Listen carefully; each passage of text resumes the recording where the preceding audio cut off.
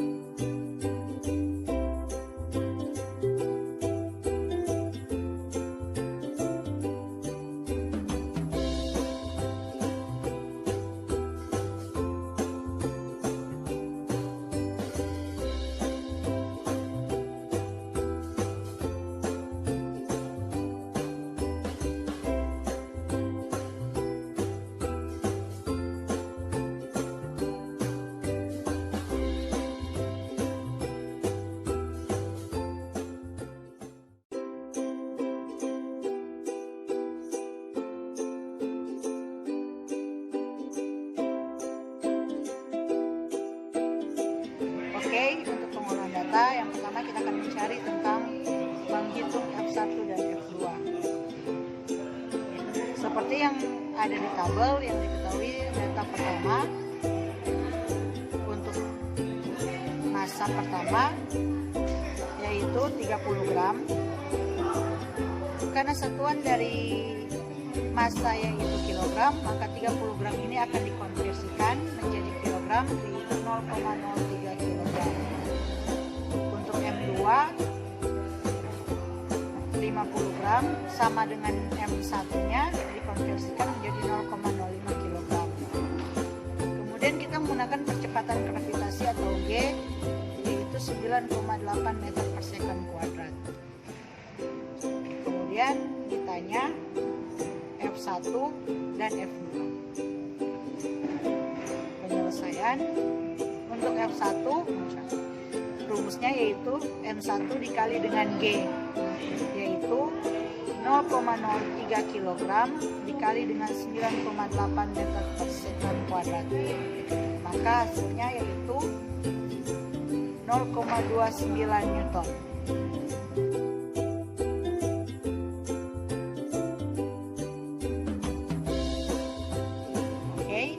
Sebelum kita akan mencari B, yaitu menghitung Fx, Fy, Fr, maka kita akan mengetahuinya lewat grafik yang akan kita buat.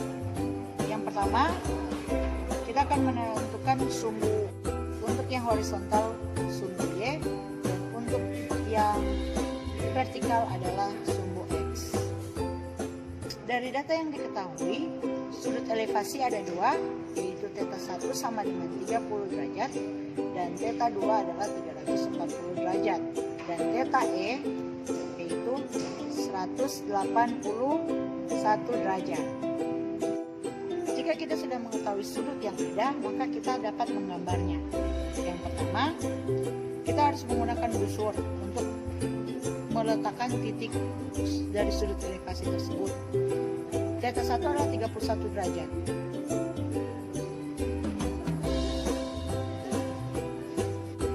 Untuk θ 2 340 derajat. Nah, cara untuk mengerjakan θ 2 yaitu kita harus mengurangkan dengan sudut satu putaran dari grafik yang ada. Jadi untuk ini, untuk θ 2 saya tulis di sini. 360 derajat dikurang dengan 340 derajat tadi, maka hasilnya adalah 20 derajat. Maka kita dapat mengambil gambar dia ada di sini 10 derajat.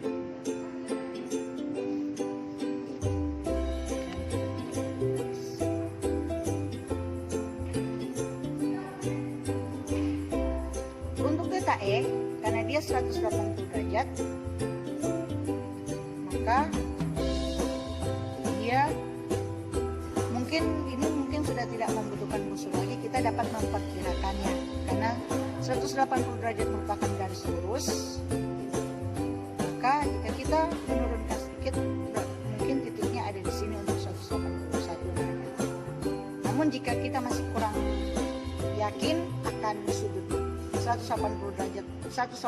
derajat ada letak titiknya di mana, kita dapat menggunakan busur. Jika sudah, sama seperti mencari theta 1 dan theta 2, kita tinggal tarik garis. Jika sudah, kita tinggal rapikan dengan menggunakan garis putus-putus untuk mengetahui letaknya. Jika sudah, maka kita tinggal beri keterangan theta 1 di bagian mana, theta 2,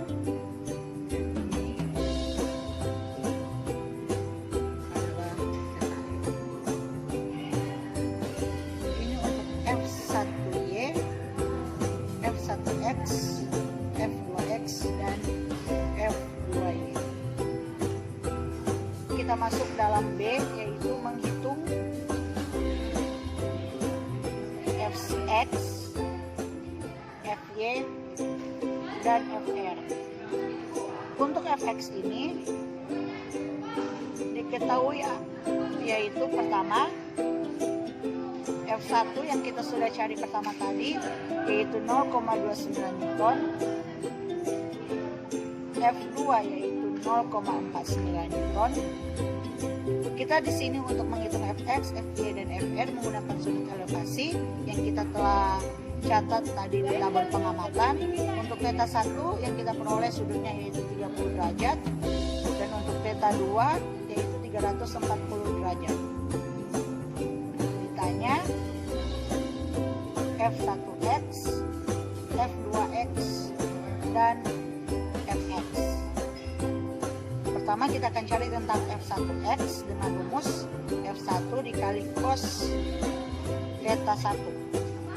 Seperti yang diketahui, F1 adalah 0,29 Newton dikali dengan cos 30 derajat. Sebelum kita mengalihkan, kita harus mengubah cos 30 derajat ini menjadi 0,87. Nanti cos 30 derajat ini dapat kita cari dengan menggunakan kalkulator ilmiah. Jika kita sudah mendapatkannya, maka kita bisa mengalihkannya, yaitu 0,29 Newton dikali dengan 0,87, hasilnya yaitu 0,25 Newton. Begitu juga dengan F2X. Jika kita sudah mendapatkan F1 dan F2X, maka kita dapat mencari Fx dengan cara F1X ditambah dengan F2X.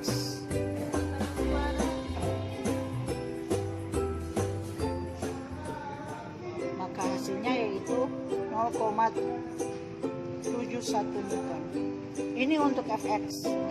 Sedangkan untuk Fy sama halnya dengan seperti tadi, namun untuk Fy diubah menjadi F1 dikali dengan sin theta 1. Sama halnya juga untuk F2Y. F2 dikali dengan sin theta 2. Jika kita sudah mencari untuk F1Y dan F2Y, maka sama seperti dengan Fx, Fy1Y dan F2Y ditambah, kemudian dihasilkan menjadi untuk Fy adalah min 0,02 Newton. Nah, jika kita sudah selesai, maka kita akan mencari Fr. Rumus dari Fr yaitu akar dari Fx kuadrat ditambah Fy kuadrat. Jika kita sudah memangkatkannya seperti ini, maka kita akan langsung menemukan hasilnya, yaitu untuk FR adalah 0,71 Newton. Nah, jika kita sudah mencari untuk FR, maka kita akan mencari untuk grafik tan-nya. Berbeda dengan grafik yang sebelumnya, grafik tan ini menentukan arah dari resultan yang ada. Nah, untuk rumus, tan alfa sama dengan FY per Fx, alfa sama dengan tan inverse FY per Fx. Hasil yang didapat alami 0,03. Untuk mencari tan inverse-nya, sudut elevasinya bisa digunakan menggunakan kalkulator ilmiah, yaitu dengan cara shift tan, maka secara otomatis akan muncul tan inverse, dan kita masukkan angka yaitu min 0,03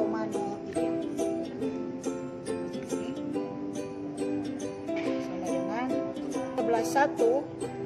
Ada angka 8 yang secara otomatis dapat dibulatkan, maka kita menggunakan 1,72.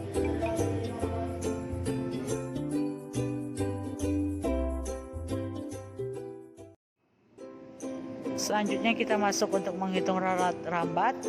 Yang pertama akan menghitung untuk Fnx. Untuk n ini untuk F1x dan 2F2x. Yang pertama adalah rumus dou Fnx per dou Fn. Untuk n ini kita ganti menjadi n1. Itu merupakan turunan, dan kita untuk turunan ini hasilnya adalah cos theta n, yaitu cos theta 1 dan cos theta 2. Yang selanjutnya untuk rumus kedua yaitu dou Fnx per dou theta n dengan turunannya min Fn sin theta n. Jika kita sudah mendapatkannya, maka kita akan mencari delta F1x dan delta F2x dengan rumus dou Fnx per dou Fn dipangkatkan 2 dikali theta Fn pangkat 2 tambah dou Fnx per dou theta n dipangkat 2 dikali theta dou n pangkat 2. Maka hasil untuk theta F1x adalah 0,04. Begitu selanjutnya untuk rumus dari theta F2x yaitu 0,04. Untuk menghitung Fny sama seperti dengan rumus Fnx, namun di sini perbedaannya merupakan turunannya yaitu sin theta n. Dan untuk bagian dou Fny per dou theta n, turunannya merupakan Fn cos theta n. Jika sudah selesai, pengerjaannya hampir sama dengan Fnx, dan kemudian mencari delta Fny baik F1y dan F2y, rumusnya juga hampir sama dengan theta Fnx. Selanjutnya untuk D, menghitung ralat mutlak, ralat relatif, dan ketelitian. Maksudnya di sini bagaimana setiap pengolahan data itu memiliki ralat mutlak, ralat relatif, dan ralat ketelitian. Di sini yang pertama untuk F1x, ralat mutlaknya untuk kita cari yaitu F1 tambah kurang delta F1. Kemudian untuk ralat relatif, delta F1 per F1 kali 100%, dan ketelitian rumusnya 100% dikurang dengan ralat relatif yang kita cari tadi. Jika kita memiliki ralat relatif yang sangat besar, maka itu akan mempengaruhi ketelitian kita. Jika kita memiliki ralat relatif yang kecil, maka ketelitian kita bisa dikatakan sangat besar. Begitu juga untuk mencari ralat relatif, ralat mutlak, dan ketelitian dari F2x, dan untuk F1y dan F2y. Selanjutnya kita masuk dalam menghitung resultan gaya.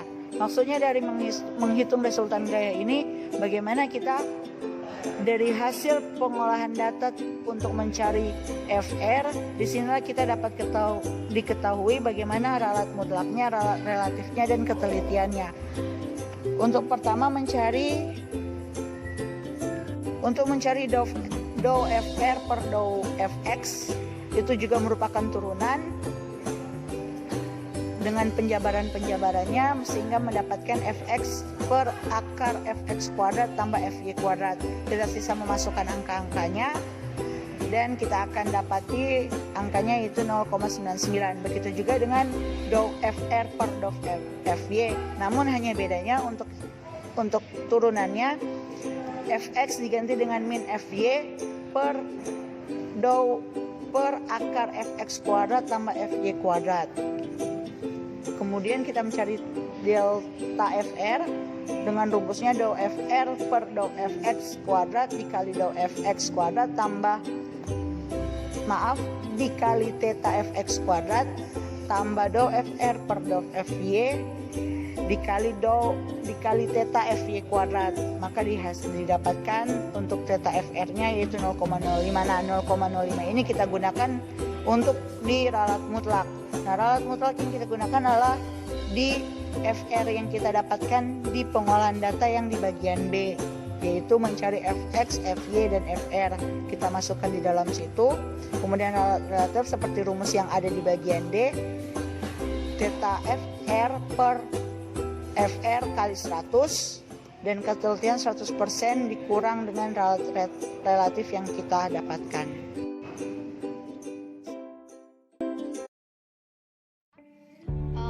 Pembahasan ini yang di dalamnya tertulis semua apa yang kita lakukan, mulai dari pembuat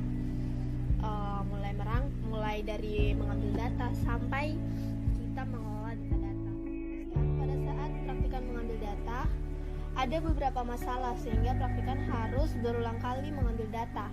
Untuk masalah pertama, tali atau benang yang dipakai masih sering tergeser atau bergerak sehingga data yang diambil harus berulang kali.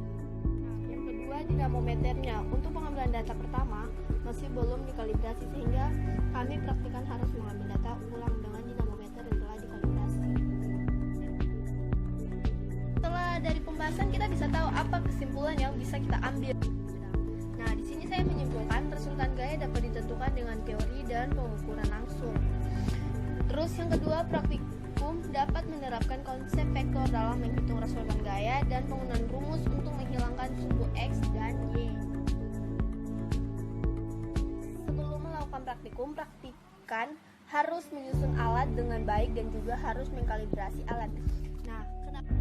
Soalnya waktu saat kita menyusun alat atau membuat alat untuk kita mulai mengambil data, banyak sekali kesalahan-kesalahan dan harus berulang kali untuk dalam pengambilan data. Harus teliti dan juga harus mengkalibrasi alat. Alat kalau tidak dikalibrasi nanti datanya tidak akan cocok. Justru banyak sekali kesalahan-kesalahan dalam pengolahan datanya. Makanya itu alat harus